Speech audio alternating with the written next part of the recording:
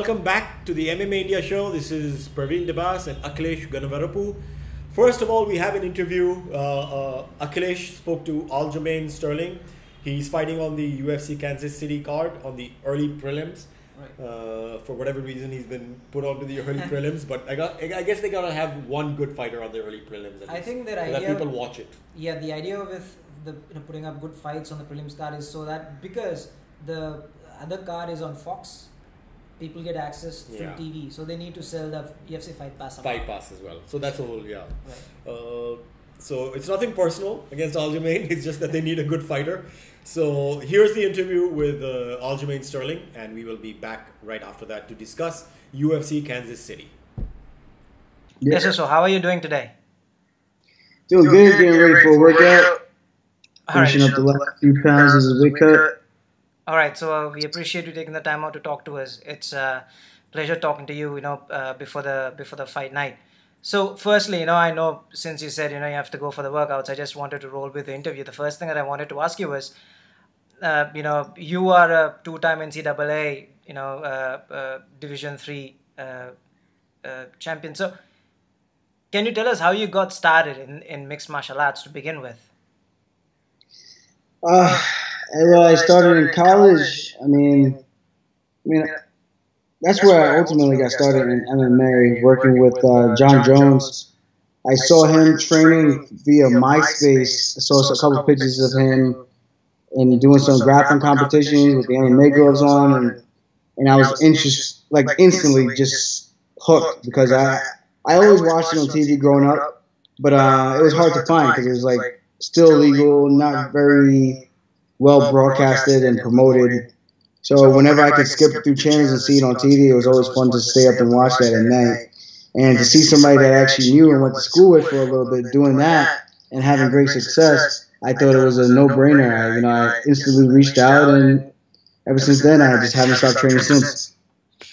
All right. And before you came to the UFC, obviously you competed in other promotions, including CFFC, where you're a Bantamweight champion. So, can you also talk to us about your journey through your where you started in your local promotions to all the way to where you are in the UFC?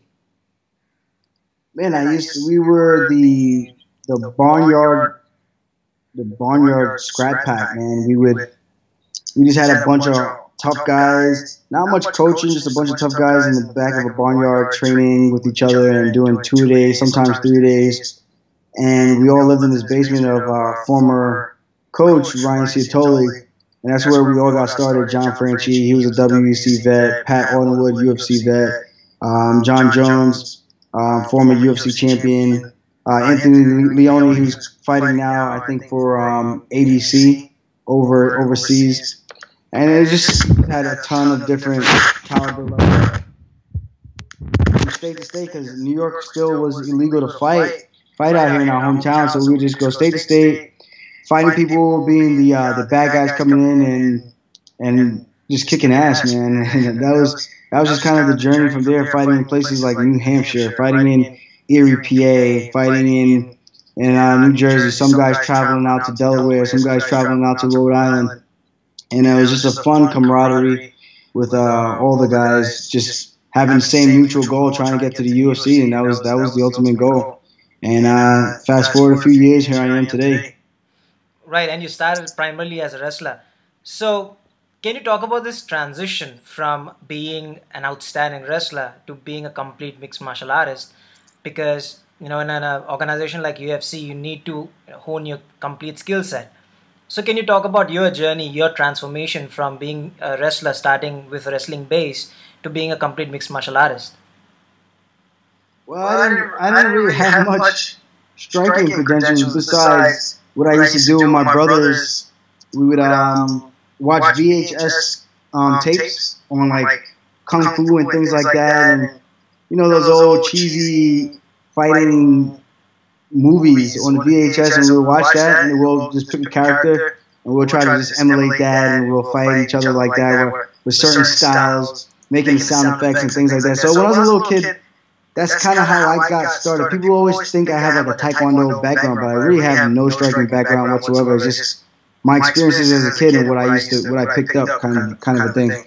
And started with that. Then once I started wrestling in 10th grade. I started even doing wrestling pretty late. Most people are wrestling when they're like youths. They're wrestling when they're 6, 7, 8 years old. I didn't start till I was like, what, 15, I think? 15, 14 years old. But I picked it up pretty fast as a student of the sport. And then I made my leap into the MMA scene my sophomore year in college. And I had no striking experience. I just got in there and pretty much just started sparring, fought with guys. I think I probably had 3 boxing practices with the coach at the time, and it was all spread out, so nothing really stuck. It was just what I knew from street fighting, from fighting in the hallways and things like that, fighting outside of school. And I mean, my striking is still okay. It's not the best, but it's definitely getting there. Every single time I step in the gym, trying to improve with my striking coach, Ray Longo. Right, and also when you started, it was a decade ago, and not a lot of fighters were from the lower weight classes. We talk about WEC, we talk about the likes of Uriah Faber paving way for the future fighters.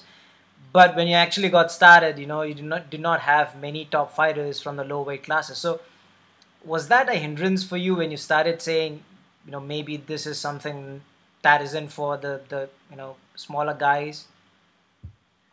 I saw Frankie Yeager, and Frankie Yeager was an inspiration. I wanted to be Frankie Yeager coming up, That was my inspiration right there to get into the UFC. And even so, if I couldn't get to the UFC, I wanted to be one of the, what we call, quote-unquote, the little men in blue. And those were the WEC guys, You did have the upper weight classes in the WEC, some 205, some 85, but very few. It was mostly the lighter weight guys that were just scrapping and getting after it. And I wanted to be one of those guys. And of course, it was a different era back then.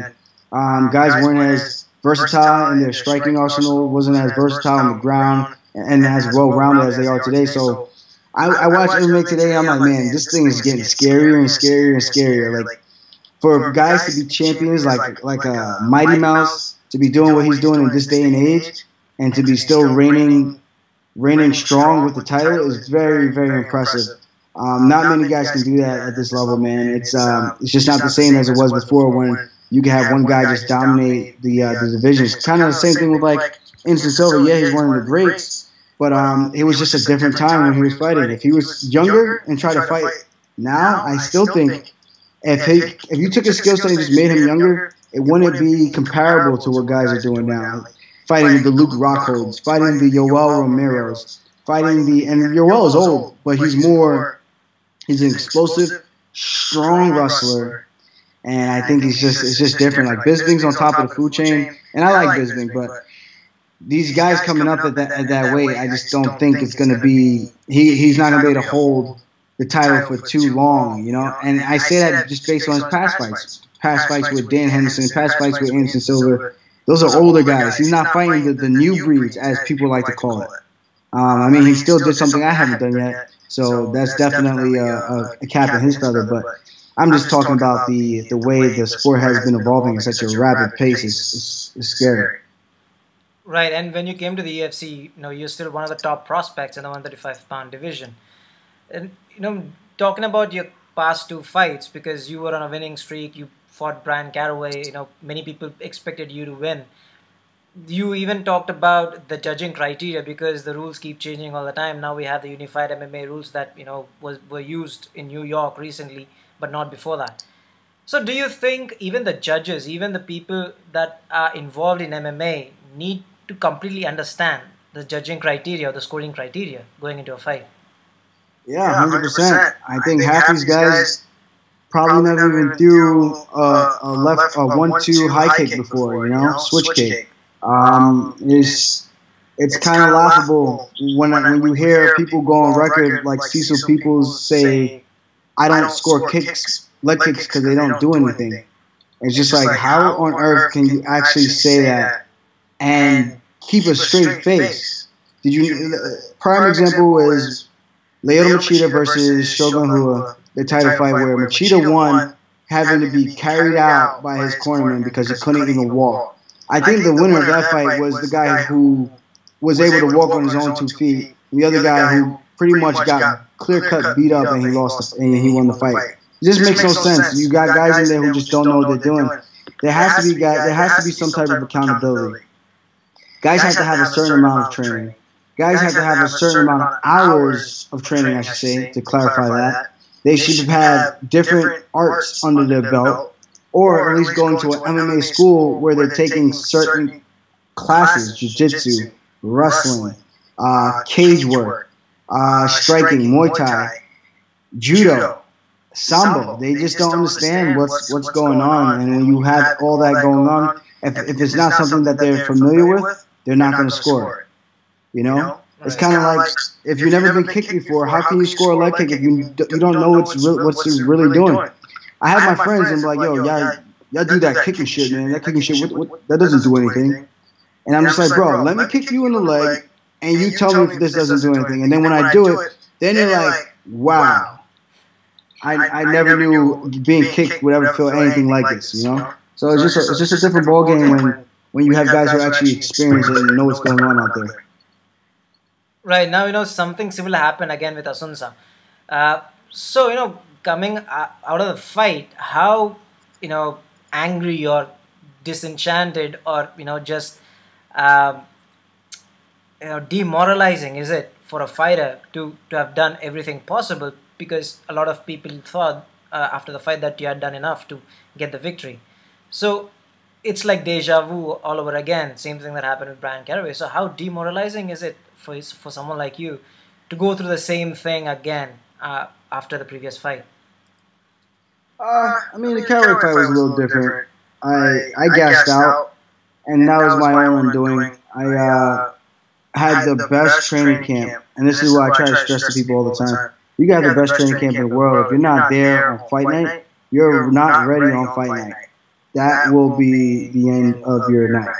And that's what happened to me. I tried to do 3 workouts the day of the fight, something I've never done before, and it's backfired on me, man. I respected Caraway so much because I knew he was good. I had to talk shit to get the guy to take the fight with me, because he would not take the fight if I simply just say, hey, I would like to fight you to a bout to test myself and see where I'm at. And I had to talk shit to get the guy to take the fight, and suckered him into it, and he took the fight, whatever. Killed him in the first round, and it's just one of those things, man. I had a great training camp, like I said. It's just when you wake up at 6 a.m. in the morning to go do a crazy sprint workout, and then you go do an hour workout about 2 hours before weigh-ins, and then you go not weigh-in before warm-ups, and then you go do another 35, 40-minute warm-up in the back, and you're spent. I was spent, and it's people can say it's an excuse, but it's factual. And that's what it comes down to, fight night. Who was better? Who's going to be the better fighter that day? And Caraway was a better fighter that day. Any other day, I think I beat him 9 out of 10 times and whatever. So that's just a little bit of a different scenario. I think that was my own undoing. I think with Sunset, I just respected him too much that I didn't go after him like I should have, the way I did in that 3rd round.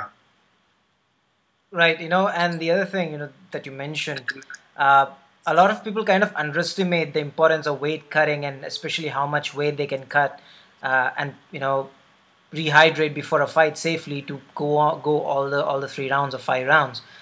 So can you also tell us how much weight you cut, or what's your training weight, how much you cut before a fight? Well, today's Tuesday, and I finished one workout today. I got another one, and I weighed out at 46.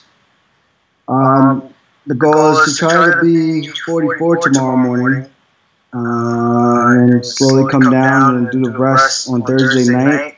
Maybe do a pound in the morning on Friday, and step on the scale and hydrate right back. So that's the ultimate goal right now. It's never fun. It's never easy. I walk around anywhere from about 55 to 162, and I'm only 55 if I'm training. If I'm not training, I'm easily 160, 162, and fat and happy, as I like to call it. All right. Now, you know, again, talking about your next fight, after your previous 2 fights, what's your mentality like going into this fight? Do you go into this fight thinking, you know what, I cannot leave it in the hands of the judges based purely because of what happened in the previous 2 fights? Or do you completely take that away from your mind and just focus on your fight? I'm just focused on the fight. I'm not really thinking about the judges, because there's a good chance it could go to the judges. And the name of this fight is push the pace. I'm gonna grind this guy out until he quits, and hopefully it's in the first round. I really do believe I could get him out of there in the first round. I think if I land the shots that I know will do damage and zap his energy and zap his cardio, I think it could be an early night for him. And that's what I'm gunning for. But at the end of the day, if it's not going that way, I got to make sure I'm doing what I need to do, and that's utilize my wrestling to make sure the judges understand who is winning, since they can't score somebody who's clearly outstriking the other guy. So, you know, as people say, when you're explaining something to people, you should dumb it down as if they're like little kids, so that most people can understand. And that's pretty much what I'm going to do. I'm going to have to dumb it down a little bit so that they can understand what I'm doing out there. And sometimes my style gets lost in translation. I think it's like, I don't know, it's a double-edged sword. You know, I fight to hit and not get hit, and I don't know, whatever. I just got to go out there and finish. I got to finish, man.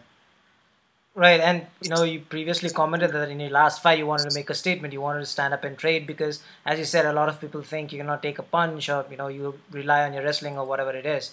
And Mendes did something similar in his last fight as well. So I also wanted to ask you, how you analyze your opponent going into the fight? My opponent he's tough, man. He's a gamer.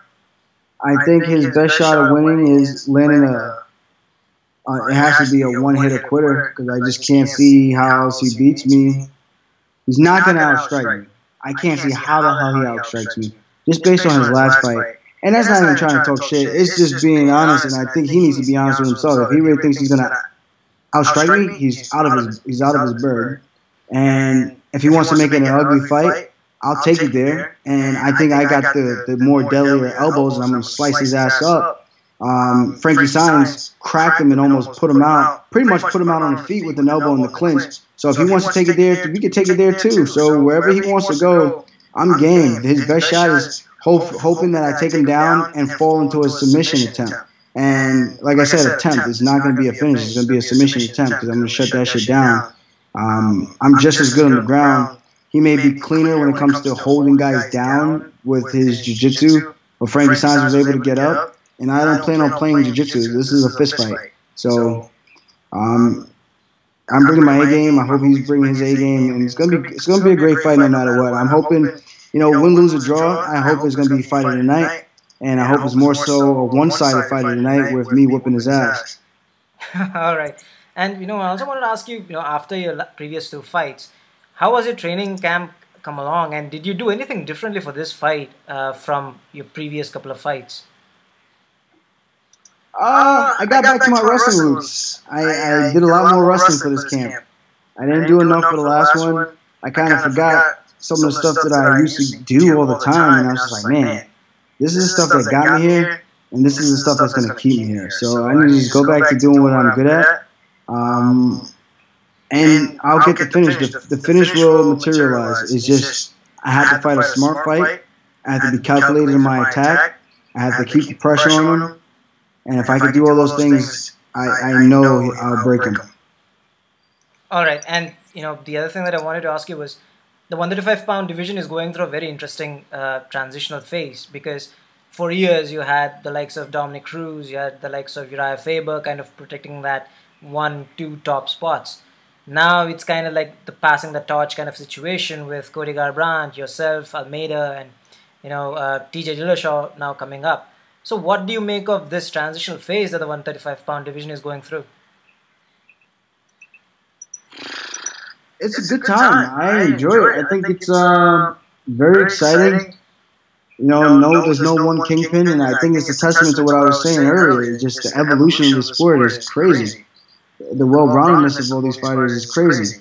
High-level guys, TJ striking is off the charts, mixed with his wrestling, his timing, and he's got decent jiu-jitsu. He's not a great jiu-jitsu guy, but he's decent, and it's effective. Same thing with Cody Garbrandt. He's explosive, fast hands, good boxer. I think maybe a little chinny at this point. I think Cruz tagged him one time where you could see his his knees buckle a little bit. and his eyes kind of just opened up wide real quick, and I was like, I don't think that's a good sign for people to see, because if people are watching the tape the way I watch tape, they're going to pick up on that. But that's just besides the point. His skill set is definitely one of the best for sure. And you got other guys, Jimmy Rivera, hard-hitting guys, sits in the pocket, those hard, crisp, tight combinations. And you got all these young guns coming up. There's a guy actually fighting on his card, Tom, this Kenyoy, I think. I actually saw him earlier. And I didn't realize who he was until I saw his signature. We were signing posters together. And then someone called him Tom. And I was like, oh, you're Tom. You're the Fireball kid. I'm like, yeah, I know who you are. I've heard of you. And we're the same weight class. So I'm excited to see how he performs in his debut fight. So he's supposed to be another one of the new breeds coming out. Right now, how do you see your next fight? Because you will be you'll have the chance to once again kind of go back on the redemption path, go back in the title hunt with a victory over Mendes. So do you see with a victory over your next opponent, you'd be climbing the ladder once again, maybe 1 or 2 fights away from once again challenging for the title, maybe put yourself in that position at least? Yeah, I definitely believe so. And with injuries happening and things like that, and me just staying active, I think there's a possibility I could jump in one of those high-profile fights again. And I'm not afraid of the challenge. I think there's not one guy on paper that you can match me up with that I can't beat on any given day. So the competition is just that close. I just think it's just who shows up on fight night and who can impose their will. So if I can go out there and get it done this Saturday, I think I'm in a great position to get back out there again and fight soon and hopefully put myself back in title contention. All right, perfect. So I have one last question for you. Have you ever been down to India? Because now, the sport of MMA, UFC is growing rapidly in the country. And, you have a lot of fans asking about, how to get in touch with the fighters, or if they're coming down to India, what's the situation with UFC coming down to India. So what are your thoughts about coming down to India, and do you have any message for the fans here? That would be cool, man. I've never been. Don't you guys have that what's that league, that organization, SFL? The Super Fight League, yeah. Yeah, I watch a bunch of shows and a bunch of events from over there, trying to keep my eye on the next big thing coming out of that promotion. That's what I like to scout, man. I'm a big MMA fan, big MMA junkie. So, what do I have to say to the fans in India, especially the MMA fans, man? Keep training hard. Don't be afraid to try different things and go outside the box to try training with different people and just keep your mind open to exploring different things. And that's ultimately the way you become successful. Your experiences will make you who you are. And just have fun, man. There's the life and journey of MMA fighters is exciting. There's a lot of roller coaster ups and downs, but you stay the course, man. Good things will happen, and hopefully you meet a lot of great people along the way. And that's one of the greatest things I can say about the sport. I've met so many great people, a bunch of shitty people too, but a lot more great people. And I've been able to explore the world and see a lot of things that I would have never been exposed to had I stayed the course of what I was going to originally do with my life, which was going to be a phys ed teacher. And I have my degree still, so that can always still be a possibility. But taking advantage of the youth, and if there's any better time to start training, will be while you're in school. While you're pursuing one thing, getting your degree, and pursuing a passion. I think that's the best way I can put it. All right, outstanding. Thank you once again, Aljamain, for taking the time out to talk to us. All the very best for your upcoming fight, and I'll talk to you soon. Thank you. Thanks for having me. Thank you, sir. Have a good day. Take care. You too. Bye. Bye. And we're back. Interesting interview with Aljamain. So he's now he's fighting Augusto Mendes, right, who only has one loss so far, which was against Cody Garbrandt. But he's coming off 2 losses. He lost to Rafael Asuncao and Brian Caraway. Right. Now he was kind of touted as the next big thing. So right. Now that must have taken some of the sheen away. So how is he feeling about it? And and what is he? Of course, he's trying to come back on track now. But how is he taking the losses, and what is he doing to come back on track? Right. So when you had the Uriah Fabers and Dominic Cruz dominating the 135-pound division, there were three guys that were coming up that were touted as the next champions. It was Cody Garbrandt, it was Almeida, and it was Aljamain Sterling. Now, the previous two fights were interesting because against Bryan Caraway, the first round, Aljamain was dominating because he was the better wrestler. He had an extensive background in wrestling, NCAA, Division 3, All-American. For some reason, during the second and the third round, he started gassing out. And that's where Caraway took advantage of the situation, got a split decision victory. But against Assunção, even I thought, Sterling did enough to pick up the decision victory. But again, it was a split decision loss. So he said both have been in split decision both have losses. split decision losses. So it's a little bit of bad luck as well. Right. So that is what we even talked about. We talked about the judging criteria.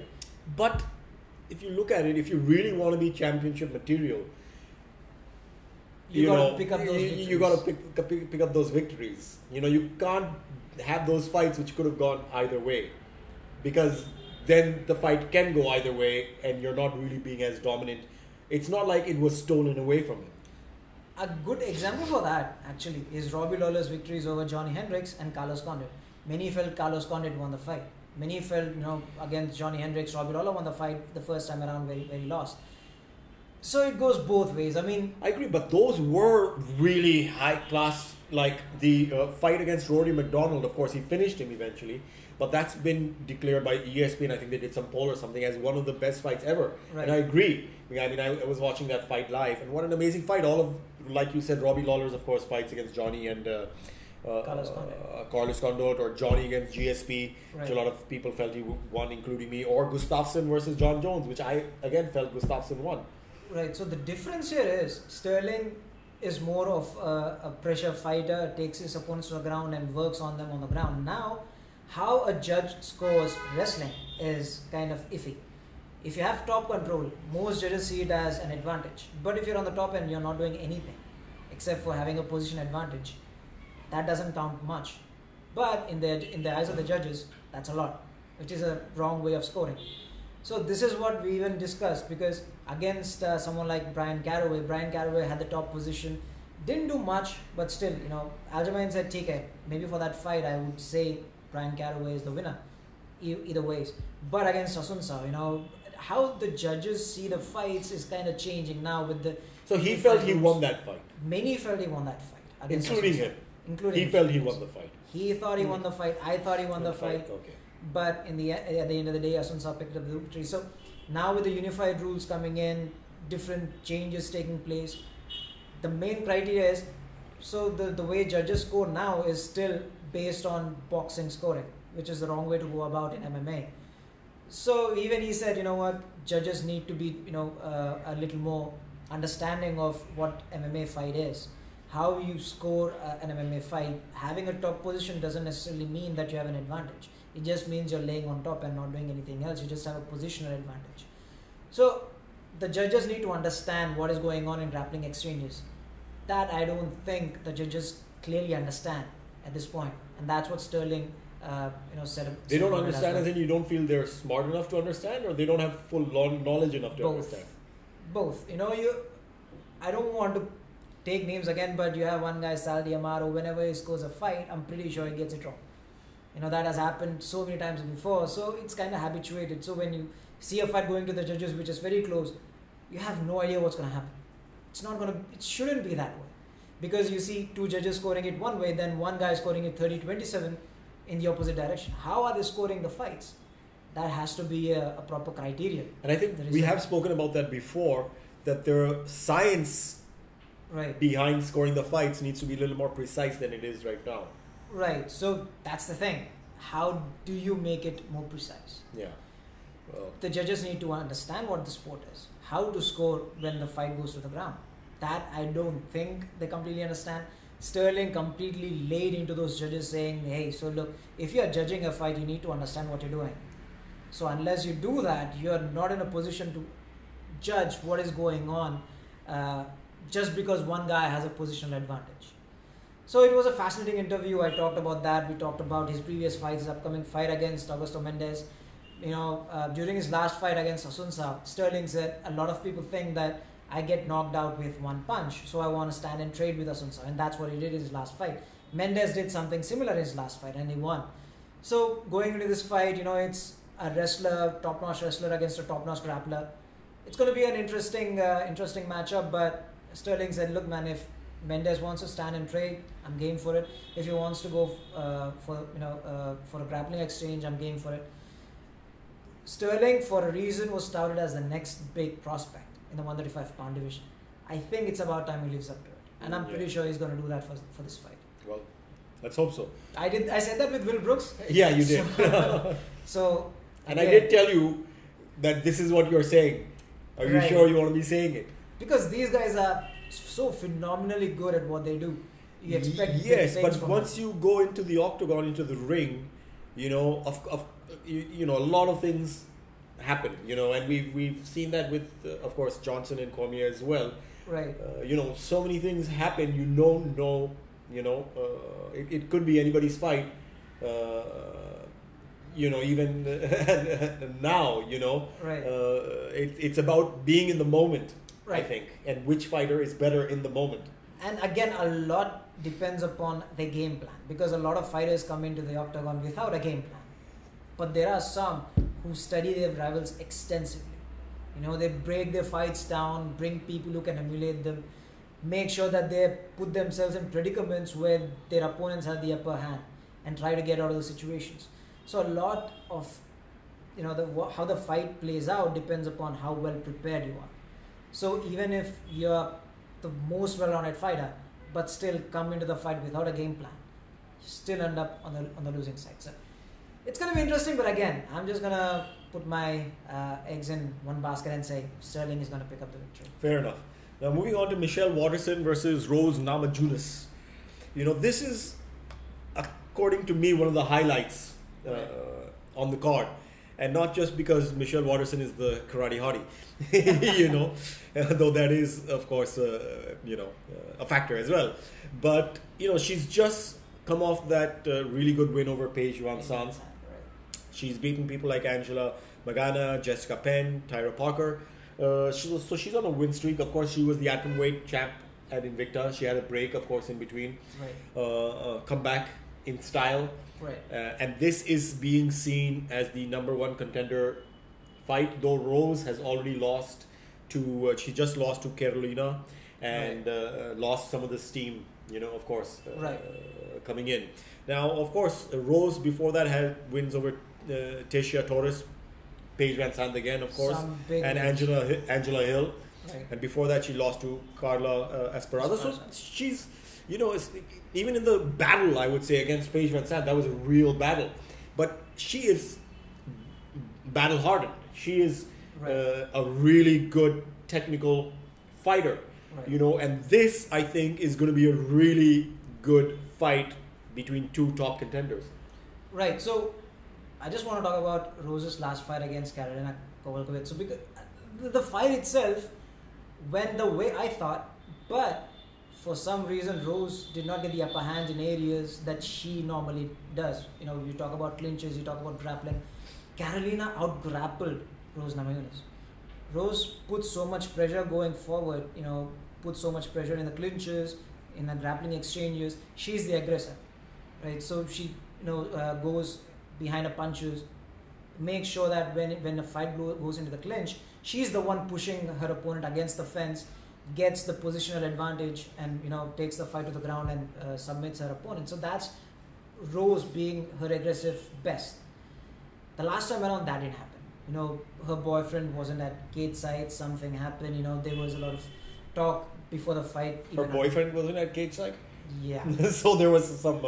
So there was talk about something happening behind the scenes. Rose came into the fight with, I don't know, kind of a chip on her shoulder, because she did not look like the Rose Namajunas that we normally see before a fight. Carolina, I got reminded of one of the fight watching that fight. It was Valentina Shevchenko against Holly Holm. Valentina beating Holly Holm at her own game. Yeah. And I thought Carolina did something similar with Rose Namajunas. So she showed a lot more patience. She did show a lot more patience. For some reason, she out-grappled Rose Namajunas. As I said, that is the importance of having a good game plan, having a good camp, and managing to emulate your opponent. So I think Rose comes into this fight with a chip on her shoulder. She has to pick up a victory. She has lost to Carolina, and she lost essentially her momentum that she gained after beating Paige Van Zandt. Talking about extremes now, Karate Hottie, Michelle Waterson dominated against Paige Van Zandt. Many people did not know. Or do you think now the last? Do you think Paige Van Zandt, I wouldn't say took it too lightly once, of course, because she trains very hard. She's but, and I'm always careful saying this because the minute you say something like this, people say, "तू तो sofa पे बैठ के कुछ भी or whatever तुम sofa पे बोल." But even of course the whole thing at she was in her hometown. Do you think she was trying to be a little too I don't know what the right word is. We saw it at the weigh-ins as well, even before the fight. But do you think some of that takes away? Of course, every fighter is different. Some fighters would like to hate their opponents, which is not it depends fighter to fighter. But do you think it seemed, of course, one can only say this, that she did not seem focused enough, whereas Michelle Waterson was much more focused, and she didn't let her game plan, her mind be swayed by all of these other things, whereas Paige Van Zandt seemed to take in the fact that she's at Sacramento and that she had just come off that big win. Right. Do you think that got to her a little? I think, to be very honest, Michelle Waterson outclassed Paige Van Zandt. I think that's the biggest reason, because Michelle Waterson, as I said, many people wanted to see how she would fare pace purely because of her time off from the octagon. Yeah. The other thing was, Paige Van Zandt is still evolving as a fighter. She's still young. When she did that switch kick, everyone lost their minds. People start talking about how she's an exceptional striker. She was going up against someone that has proved herself before in Michelle Waterson. So I don't think that she might have been a little complacent going to the fight, but just the fact that Michelle Waterson outclassed Paige Van Zandt. And the thing that I was more impressed with Michelle Waterson was her grappling. She stood and she exchanged strikes with Paige. She got the better of her in that predicament as well. But the fact that she managed to submit Paige, she wanted to show people, she wanted to make a statement saying, hey, so just because I'm called Karate Hottie, you think I'm just a striking phenom, but I can grapple with you as well. And that is where this fight is going to be decided. Because you have Rose Namajunas, a pressure fighter, good striker, but her biggest strength is her grappling. And Michelle Waterson, her biggest strength, of course, is striking, but she has proved in the last fight that she's no muck when it comes to grappling exchanges. But Rose is so good, in putting pressure against the fence, pushing the opponent against the fence, making sure that she trips, takes her opponent for a single leg or a double leg, takes her to the ground, and just puts so much pressure on them continuously, and those excellent transitions that she has, silky smooth. So it's essentially going to boil down to how Michelle Waterson can change a game plan, just like what she did with Paige Van Zandt. How she's going to implement a game plan for someone like Rose Namajunas, who's a pressure fighter, who just keeps coming forward. Rose did not do that with Carolina, lost. I'm pretty sure she's going to change the way that she prepared for the fight. She's going to go back to her roots. She's going to be the aggressor that she was. And this fight is going to be decided on the ground. Well, this is, according to me, the fight. Of course, there's quite a few really good fights on this card, but one of the fights to see, and worth waking up at 5:30, because I think India में ये 5:30 बजे सुबह आ रहा है. I think it's 7:30, right? No, I think this one is coming earlier. If it's in the Eastern, I think it's 6:30.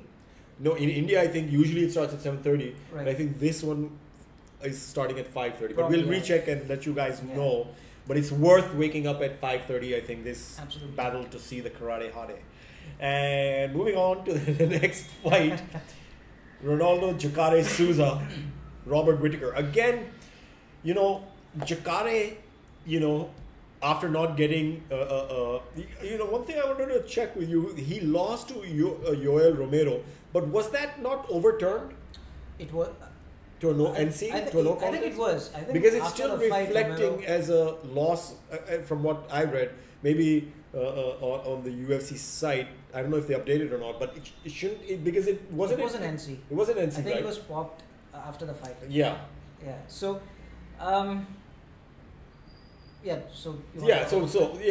So that loss shouldn't really be seen as a loss. Right. And since then, he's also beaten, of course, Vitor Belfort, who we've spoken about. Everybody seems to be, with all due respect to him, he's a legend and everything, but people have been beating him right now. So I don't know if it's such a big notch in your belt that it should be. But last, he beat Dim Boyish pretty easily as well. So he is the guy to beat, and so is Robert Whitaker. Now, Robert Whitaker is on a 6-fight win streak, having beaten the likes of Derek Brunson. Right. Pretty convincingly. Right. Rafael Natal, Uriah Hall, Brad Tavares, blah, blah, blah. So he is, and his last loss was in 2014, I think, to Stephen Thompson. Yeah. So, he's on a really strong win streak, and he is the fighter to beat as well. And this is a very strong, even of course we've seen the middleweight division not moving, and everybody's talking about, there's not much happening. So these guys have no other, especially a guy like Jacare, who feels he deserves a title shot, has no other choice but to keep fighting and notching up wins. Right. And this is a really important fight for him, because it's against a guy like Robert Whitaker, and vice versa, right. Where a win will propel one of them into title contention. Right. So, before his fight with Tim Bosch, which was, rescheduled after Luke Rockhold got injured, the fight between Jacare and Luke Rockhold was seen as the perennial #1 contenders fight. A lot was depending upon how that fight would unfold. Unfortunately, Luke Rockhold got injured, so Jacare had to face Tim Bosch. But Jacare in that fight made a statement. The manner in which he's like an alligator. He puts so much pressure on you. Oh, that's why he's called the alligator. Yeah, so he puts so much pressure on his opponents on the ground and has those slick transitions, manages to secure the back mount and just submits his opponents. It's an art. You look at someone like Damian Maia in the welterweight division, you look at someone like Gunnar Nelson in the welterweight division. So these are the guys that are so elite in BJJ. You just look at the fights and it's an art, right? You just sit there and you take it all in. But Whitaker on the extreme is an excellent striker, has those excellent combinations. His fight with Derek Brunson was so good because Brunson is a pressure fighter. He keeps moving forward. We saw that with Uriah Hall. We saw that with... And he was moving forward when Robert got a counter punch in. Right. From what I remember, yeah. Right. So he, Brunson tagged Whitaker. Whitaker did not back down. He knew that Brunson would bring so much pressure moving forward. So he just played on the counter. He trusted himself. He tagged Brunson. I remember him getting a head kick and then landing his combinations to finish the fight, which was again an outstanding first round. So this essentially boils down to we talked about Jacare before the Tim Bosch fight as well. How he has some excellent striking going for him right now, working with Almeida. So this again will come down to Jacare's grappling against Whitaker's striking. How good would Whitaker be in avoiding Jacare's takedowns, and how good he would be to keep the fight on the feet? Because we have seen what happened with Tim Bosch. We've seen what Jacare can do when he takes his opponents to the ground. Against a grappling phenom like Jacare, you would not, even if you have purple belt in BJJ, you will not trust yourself in going to the ground against Jacare Souza. So this is again one of those fascinating matchups where that one fighter will try to keep the fight on the feet, try to not close the distance, work from the outside, but Jacare would want to get in those clinches, work on his opponent against the fence, take him to the ground, and getting his submission grappling game on. One of those fascinating matchups. I see and Jacare at this point I think is ranked number 4th. Whitaker is ranked number 6th. A win against Whitaker would propel Jacare into the #1 contender slot. We talk about Bisping either facing Yoel Romero or GSP. I think if he faces Yoel Romero, the winner would fight Jacare Souza next with a victory over Whitaker. So a lot is riding on this fight. What's I don't know if funny is the right word, but what's strange is for a division which is one of the most stacked in terms of top 10 guys, Right. in terms of potential contenders, and it's actually been put at a standstill because of the, of course, money fight. But you have to give that respect to GSP. Coming back, if he wants to fight for this belt, it's an interesting fight to make, him against Michael Bisping. It's hard to say no to that in terms of should it be happening morally or whatever you want to call it. Probably not, but it's a very interesting fight. Everybody wants to see it. I want to see it. So public wants to see it, which is why it's happening.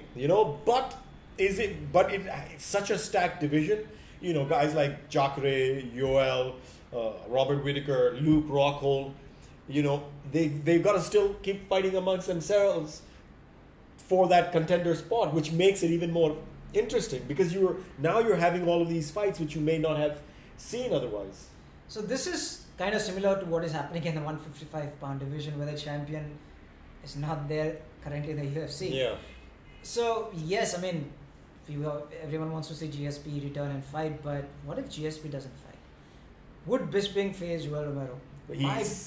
My bet is no. He said he will, though it seems like more of a threat to Bisping, to GSP, that give me a date or I'm going to fight Romero. It's with all due respect to Bisping, if he faces Romero, I think that's going to be his last fight, because Romero, we have seen what he did to Chris Weidman. Romero is a beast. He's stylistically the worst matchup for Bisping. But I think Bisping is a brawler. I thought he was gonna, when he fought against Dan Henderson, I thought he was gonna go down, stay down, but he has a way of coming back, even against Anderson Silva with that knee. How he came back and still kept fighting. I think there's something in him which is a perpetual fighter, which is why these matchups are so interesting. And that's what people want to say Bisping. Yeah. Nothing. I'm not taking anything away. Even against Luke Rockhold. I mean, how many people gave him that chance? Luke Rockhold, the way he finished Weidman for the belt. I think people say, okay, Luke Rockhold lost rather than Bisping won, but Bisping had a strategy and plan in place. They had studied Luke Rockhold, and he made the most of that. Right. Anyway, coming back to this fight, I think we've gone into the middleweight division. Coming back to this fight, it's an interesting fight, like we said. It's a great fight for the number one for one of the contender spots, because I think there's quite a few of them in the middleweight division now. So it will kind of separate the, what's that saying, the shaft from the wheat from the shaft, or what? Wheat from the shaft. So the thing is, I mean, again, I take nothing away from Whitaker, but look at his previous couple of fights against Uriah Hall. Again, when I talk about Uriah Hall, I get so ticked off because a couple of years ago I thought he was the next big thing, the ultimate fighter.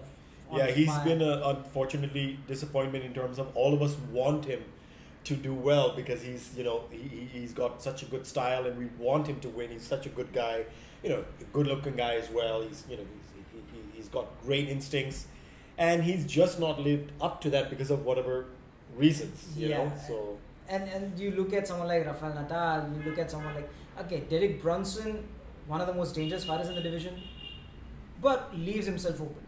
We have said this time and again, even against Anderson Silva, we said he focuses so much on combinations that he forgets about his defense. When you land your combinations, there is that split second where you leave yourself open. And Anderson Silva, you could see Anderson Silva toying with him, getting him into the clinch, leaving himself open. But at the same time, he kept countering him. Brunson kept leaving himself open. So we've talked about how Derek Brunson leaves himself open once he lands his combinations. We talked about Uriah Hall, Rafael Nadal, not really a top 10 guy. So again, taking nothing away from Whitaker, but his past 3 fights could have gone either ways. A game Uriah Hall could have done something else. Brunson, something else. So this is what I want to see. Would Whitaker be able to fend off someone like Jacare Souza? If he can, I'll buy into the hype. I'll buy into the Whitaker hype. Well, we shall only find out when we see that fight. Moving on to the main event, Demetrius Johnson versus Wilson Reyes. Now, Demetrius has defended his belt 10 times. Right. One more, and I think he surpasses or he ties. Yeah, he ties. So Anderson has the record. So one more and he ties. Now Wilson Reyes, he hasn't really beaten people of now I'm just now with all due respect to him, do you feel he deserves to be in this position of fighting for the belt? Because he's a name which just came out of nowhere. Absolutely. I mean, if you were looking for the worst matchup for Demetrius Johnson, I think it's Wilson Reyes. We said that before with Henry Cejudo. Henry Cejudo, Olympic wrestler. We've seen the last fight with Mighty Mouse, where he fought Tim Elliott. In the striking department, Mighty Mouse clearly had the edge. When it came to the grappling department, that is what Tim Elliott almost submitted Mighty Mouse in the first round.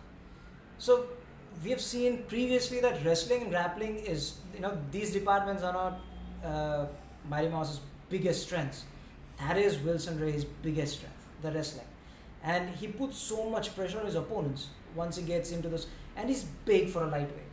You look at his frame, he's naturally very big. What Henry Cejudo failed to do against Johnson was he failed to take Johnson to the ground and put any sort of pressure or put him in any sort of predicament where Johnson would panic. I think Wilson Reyes will be able to do that. We saw Tim Elliott being able to do that against Demetrius Johnson in the first round itself. If Wilson Reyes sticks to his game plan, and Demetrius is so well evolved, looking at Johnson, you might not think that he has any holes in his game. But if there is anyone in the division that can put Demetrius at risk, any kind of risk, it has to be Wilson. Okay, now the fight aside, one thing I want to talk about is Demetrius Johnson is widely regarded as the number one pound for pound fighter. Right. But his name is not really up there right. in lights, I hope you're not going towards the Tyron Woodley aspect of things. Yeah. No, not really. I don't think you can compare him to Tyron Woodley. I'm not actually. Tyron Woodley is a different. I think Tyron can be, who he talks himself to be, but he talks himself out of it. That's a good way of putting it. If you know what I'm saying. That's a good way of putting it. Whereas Demetrius Johnson doesn't, hasn't, people still love him. Right. It's not like anybody has, where Tyrone feels, why are people booing me? Daniel feels, why are people, but nobody boos Demetrius Johnson. People love him. Right. But not to the, he's like we said, it's not like, now does that have to do, I don't think it's so much to do personally, or is it to do with the fact that it's a flyweight, it's one of the smaller, and people like to see, people getting knocked out, and whereas these are more technical, faster fights. Is it to do with that, you think? I think there are two things to it. Yes, I think it's because of the lower weight class. It has always been something like that since the WEC days. There was a reason why UFC kind of brought in the lower class, put it. And I think it's the same in boxing. It's the same in boxing, yes. It's just to do with, I don't, like I said, I don't think it's anything personal against Demetrius. He's a great guy. People like him, love him, but maybe not to the extent to keep, buying PPVs, which is why he's not seen as the guy who sets the cash registers ringing. But like I say, people still like him. People respect him. Respect him, yeah. So that's what I mean. There are two things to it. One is obviously because it's a flyweight fighter. The other is because I think Demetrius Johnson is too classroomish, if you know what I mean. He goes by the textbook. Everything comes down to the fundamentals with Demetrius Johnson. He's always perfecting his fundamentals. Now let me ask you a question. If there's a fight happening on the road and there are two guys fundamentally very, very strong, they're sizing each other up, they're not throwing haymakers, they are methodically fighting, one fighter analyzing what the other guy is doing and then kind of methodically breaking him down.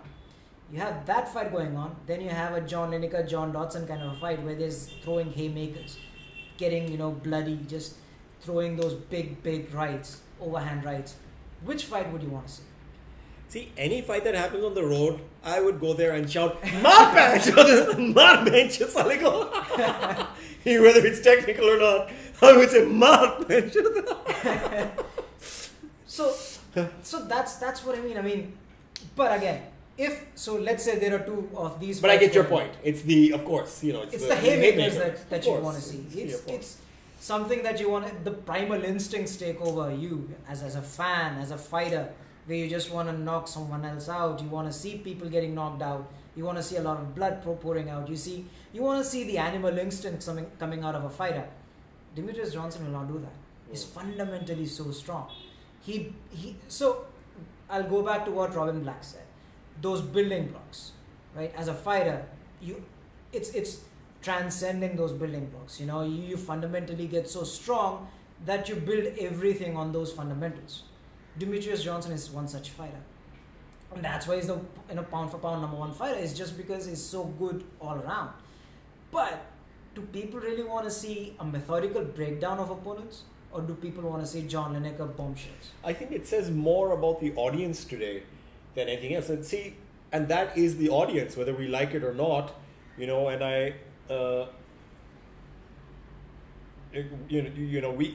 can't be righteous about it. The audience should know and they should be knowledgeable. Right. And it is what it is. People want to see what they want to see.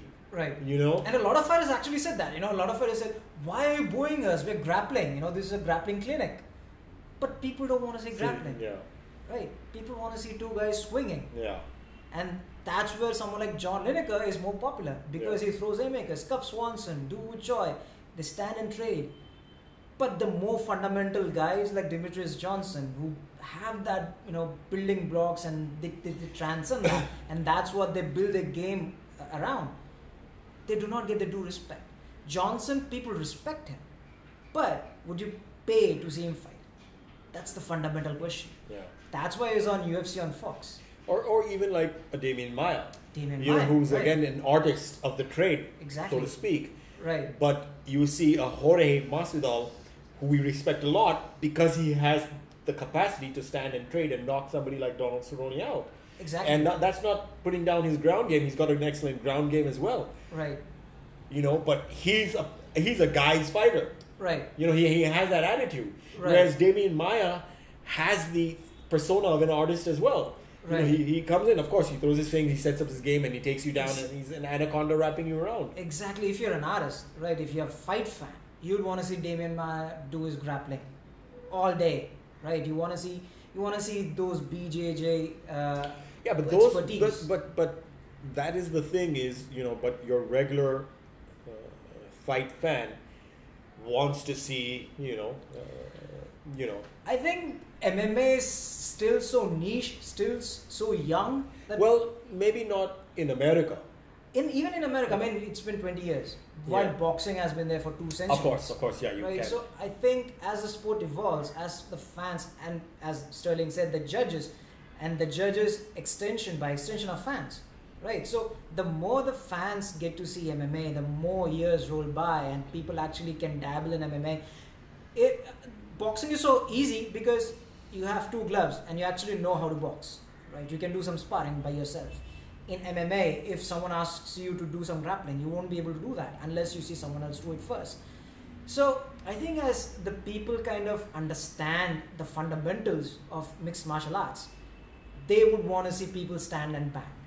But once they kind of understand what goes behind, and this is what again I go back to what Robin Black said, the fundamentals, the importance of transcending what you define, right? So when it comes naturally to you, how you see a fight, because you see a fighter moving in, throwing his hands, setting up submissions, and then doing his transitions.